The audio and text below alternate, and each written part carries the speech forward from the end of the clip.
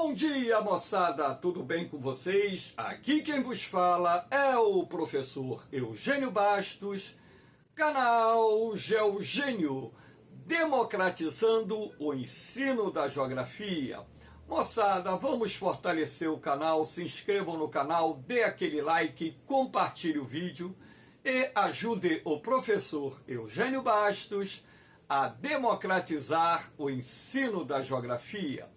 Moçada, no nosso encontro de hoje, eu irei falar sobre as previsões feitas pelos mais renomados institutos de meteorologia existentes no mundo, que prevêem uma grande temporada de furacões que, de acordo com especialistas, deverá ser a mais intensa temporada de furacões até então registrada no Atlântico Norte. Espero que vocês gostem do nosso encontro. Havendo qualquer dúvida, deixe a sua pergunta na parte dos comentários, que eu terei o máximo prazer de respondê-la. E de antemão, agradeço a todos os comentários feitos elogiando o canal Geogênio pelo conteúdo que está sendo apresentado e da importância que esta ferramenta tem no processo de preparação dos alunos para os concursos militares, vestibulares e também públicos. Então, os meus sinceros agradecimentos a todos aqueles que têm elogiado o conteúdo do canal Geogênio. A gente procura fazer o melhor dentro daquilo que é possível ser feito, em função até mesmo das limitações que eu tenho para poder gravar essas aulas. Sendo assim, vamos ao nosso encontro de hoje, mostrando essa imagem para que nós possamos ilustrar essa temporada de furacões que começa no dia 1º de junho, lembrando que essa aula está sendo gravada no dia 25 de maio de 2024, e no próximo sábado, oficialmente, nós temos o início da temporada de furacões no Atlântico Norte. Claro que a data é apenas uma referência, não necessariamente que no dia 1º de junho, todo ano, nós tenhamos a formação de um furacão, mas nós temos como referência a data de 1º de junho.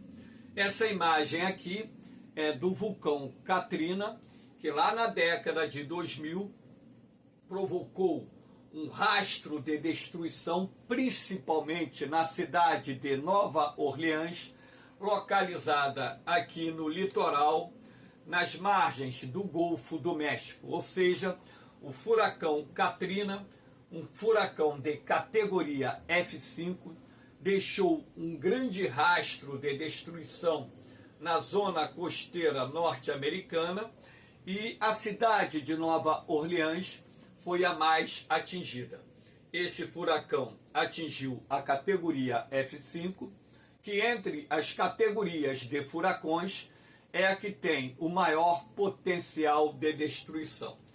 Então, eu escolhi a imagem de satélite do vulcão Katrina em função não só de ter gerado um evento climático extremo, assim como ter deixado um rastro de destruição e prejuízos de bilhões de dólares aos estados, municípios e ao próprio governo dos Estados Unidos.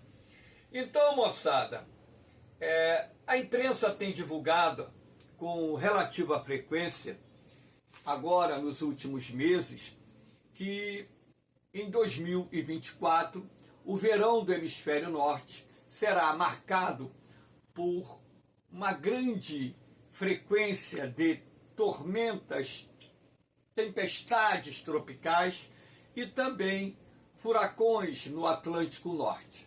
Então, para que vocês possam compreender melhor o porquê nós deveremos ter um recorde de formação de furacões no Atlântico Norte, Primeiro é necessário nós observarmos esse planisfério para que vocês possam ter ideia de onde se formam ou onde se formam esses tipos de tormentas que nós chamamos de furacões aqui no Atlântico. Lá no Índico eles chamam de ciclones e aqui no Oceano Pacífico, na região asiática e também ali na Oceania, eles chamam de tufões. São 3 nomes diferentes para o mesmo tipo de tormenta. Então, o que nos interessa nesse momento é estudarmos as previsões ou analisarmos as previsões feitas por renomados cientistas que estão afirmando que teremos no ano de 2024, no verão do hemisfério norte, a mais intensa atividade de furacões até então registrada na região. Então eu coloquei essa bolinha amarela aqui para identificar o berçário dos furacões do Atlântico Norte. Então, na verdade, esse berçário dos furacões fica ali nas imediações do arquipélago de Cabo Verde. Então, boa parte dos furacões que atingem a América Central e os Estados Unidos são formados exatamente nesse ponto amarelo. E aqui nós podemos ver pelo sombreamento claro que os ventos migram de leste para oeste e na medida em que essas tormentas tropicais se formam nessa região e passam por águas oceânicas mais aquecidas, elas vão se fortalecendo e podem evoluir e se transformar num furacão. Muitas vezes isso acontece, outras vezes não acontece. Mas não quero também afirmar categoricamente que todos os furacões que atingem a América Central insular, América Central continental e América do Norte se formam nessa região. Não, claro que nós sabemos que existem furacões que se formam no Mar do Caribe, portanto, na região do Golfo do México. O próprio furacão Katrina, que eu mencionei ainda há pouco, ele não se formou aqui na costa do continente africano. Ele se formou na região do Oceano Atlântico, ali próximo à Flórida, e quando ele entrou na região do Golfo do México, as águas estavam superaquecidas, próximas de 29 graus, e isso fez com que o furacão, que até então estava na categoria 3, evoluísse e se transformasse numa tormenta de categoria 5, que deixou um rastro enorme de destruição lá nos Estados Unidos, se não me falha a memória, no ano de 2005. Se não me falha a memória, foi por aí. Bom,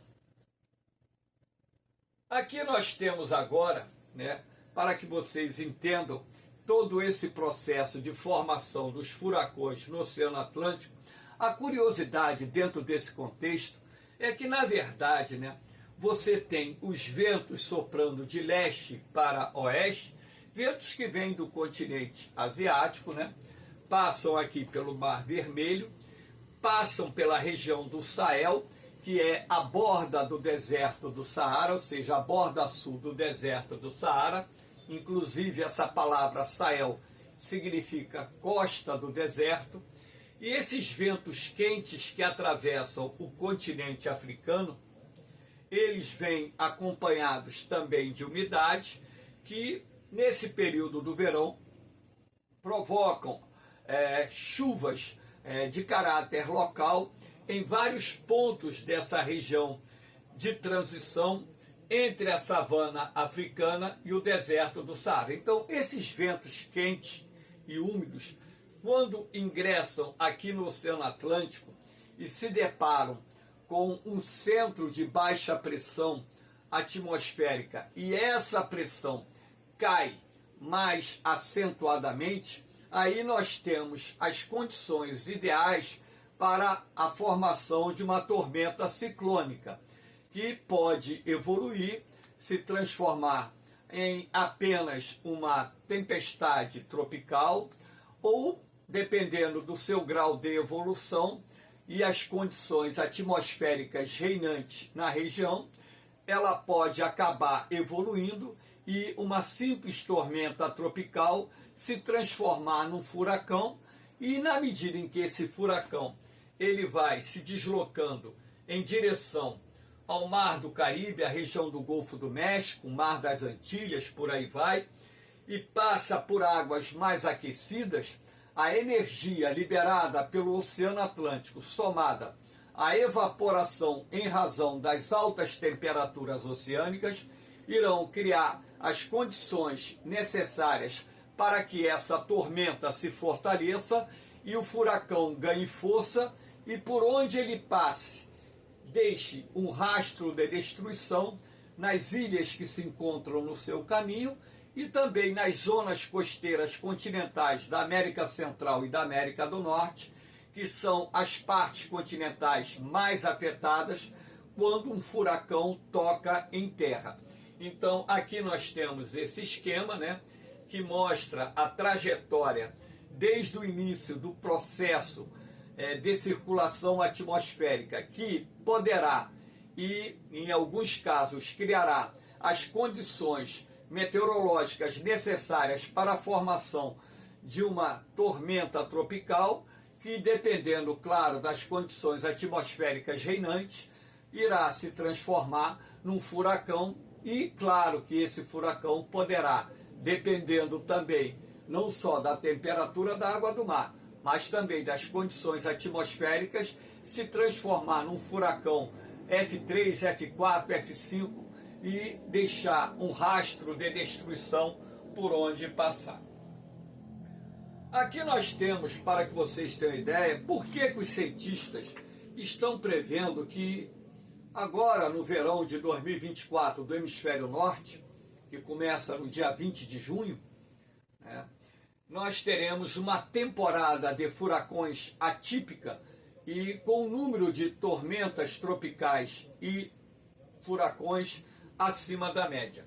Isso se deve em função da temperatura do Oceano Atlântico. Então, a temperatura do Atlântico Norte, ela está aproximadamente 3 graus acima da média. Então, ora, se o mar está bastante aquecido, nós temos aí uma condição indispensável para que se forme os furacões, porque quanto mais quente for a superfície da água do mar, maior será a quantidade de energia que o oceano irá liberar para a atmosfera, assim como também será maior a evaporação. Então, o calor e a umidade liberados pelo Oceano Atlântico, numa área onde a pressão atmosférica registre uma queda acentuada, criando ali as condições ideais para a formação de uma tormenta ciclônica, aí nós teremos a formação do furacão. E como essas condições de temperatura do Atlântico Norte, elas devem se agravar no transcurso do verão do hemisfério norte, essa temperatura ficará mais alta ainda, é o que prevê, claro, os cientistas, até mesmo porque no verão do hemisfério norte, os oceanos que lá se encontram são mais aquecidos, até mesmo porque nós temos, por exemplo, na zona intertropical, ou seja, entre o Trópico de Câncer e a linha do Equador, o período de maior aquecimento das águas oceânicas nessa faixa.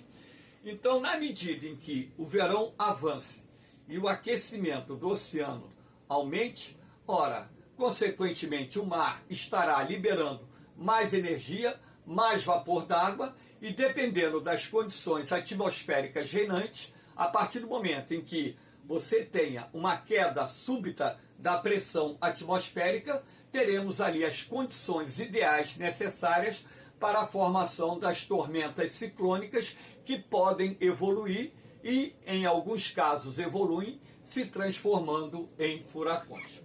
Essa imagem é bastante atual, tá? Foi coletada nessa semana. Claro que o Atlântico Norte ainda está passando por um processo de aquecimento, porque estamos no final da primavera e daqui aproximadamente 4 semanas teremos o início do verão lá no hemisfério norte, que é a estação mais quente do ano. E sendo assim, essas águas aquecidas, né, ficarão ou registrarão temperaturas mais elevadas ainda. Aqui nós temos, para que vocês entendam, as condições necessárias para a formação de um furacão. Esse vermelho aqui eu estou representando a água do mar. Porque normalmente quando você representa a água do mar aquecida, você usa a tonalidade vermelha. Então, para que se forme o furacão, é necessário que a temperatura do mar, no mínimo, esteja em torno de 27 graus.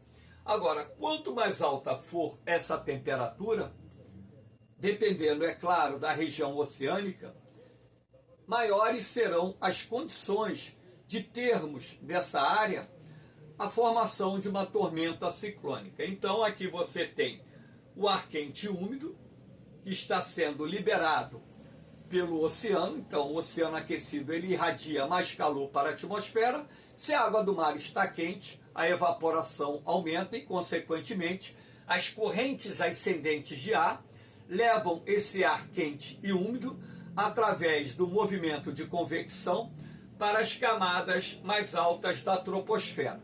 Então, na medida em que esse ar quente e úmido sobe, levado pelas correntes ascendentes, e você tem uma queda acentuada da pressão atmosférica, cria-se aí as condições necessárias para a formação das supercélulas de nuvens cúmulos nimbus, que são as nuvens de maior crescimento vertical e são aquelas que causam chuvas torrenciais, acompanhadas não só de rajadas de vento, assim como descargas elétricas e até mesmo a precipitação de granizo.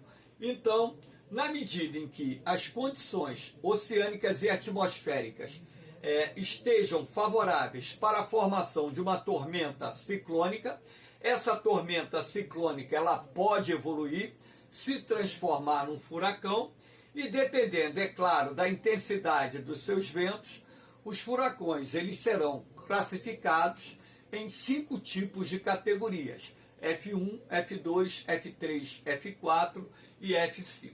Então vocês podem observar que os ventos eles passam a ter uma rotação horizontal.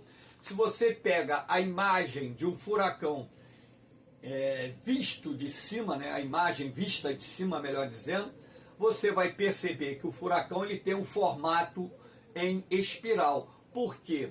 Porque a circulação dos ventos através do sentido rotacional horizontal é que vai criar aquela forma em espiral da tormenta ciclônica que deu origem ao furacão. Então, além dessas chuvas fortes, é bom lembrar que enquanto o furacão ele se encontrar sobre águas oceânicas aquecidas, essas águas oceânicas aquecidas não só irão realimentar a tormenta, assim como, dependendo, é claro, da temperatura da superfície da água do mar, poderá intensificar e, em muitos casos, intensifica os furacões e, dessa forma, esses furacões assumem grandes proporções com potencial de destruição enorme quando passa por áreas ocupadas, quando passa por plantações. Então, além do prejuízo material, do prejuízo econômico, os furacões deixam rastro de destruição e a perda de vidas humanas.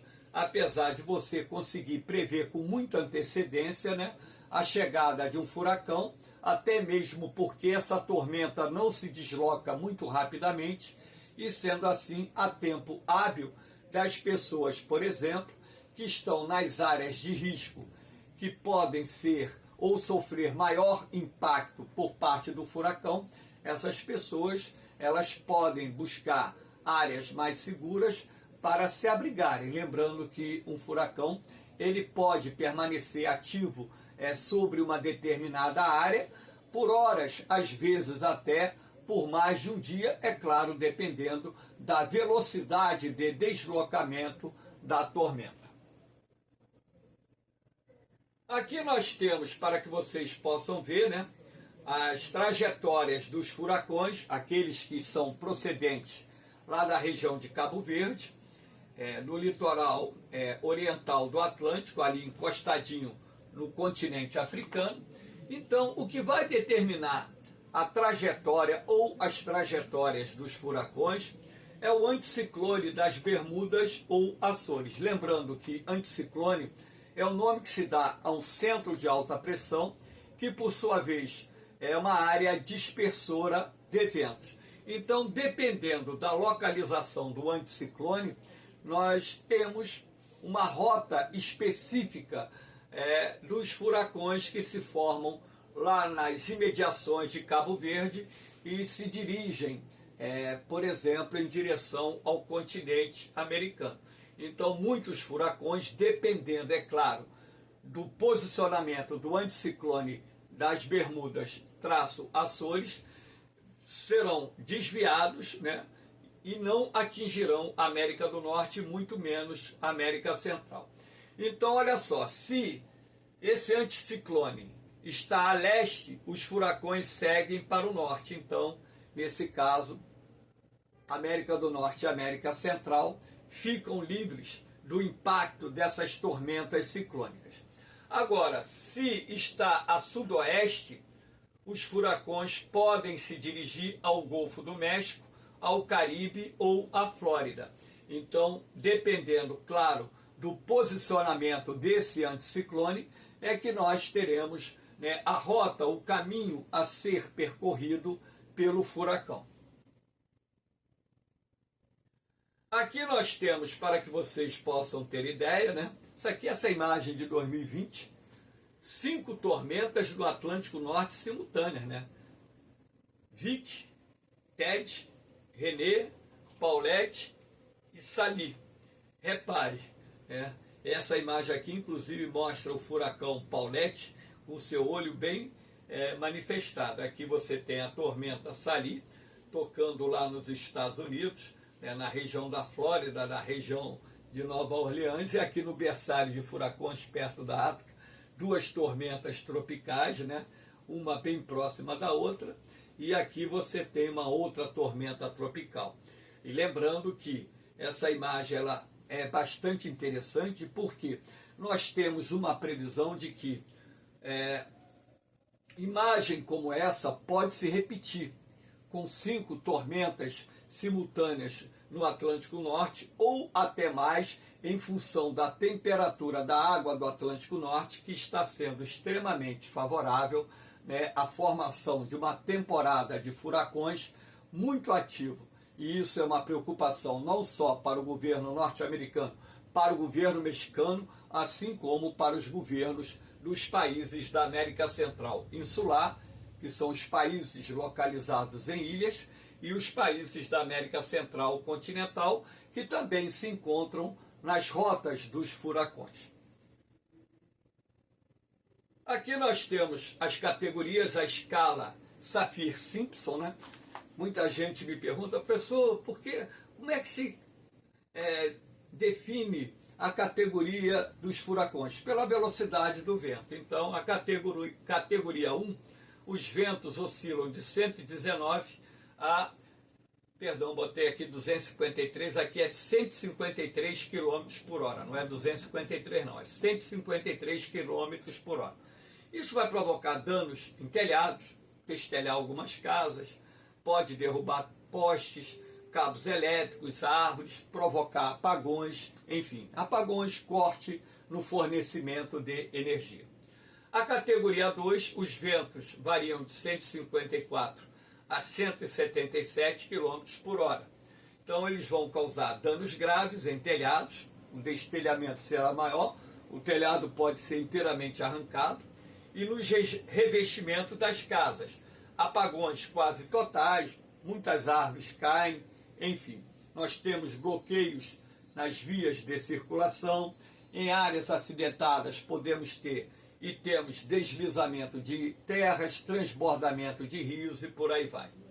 Categoria 3, ventos de 178 a 208 km por hora, danos devastadores. O fornecimento de energia e de água pode ser interrompido por dias ou semanas em função do rastro de destruição que um furacão F3 causa nas áreas de maior impacto. Categoria 4, ventos de 209 a 251 km por hora, danos estruturais nas casas, danos estruturais nas casas, áreas residenciais bloqueadas por árvores e postes, e claro, também um rastro de destruição muito grande.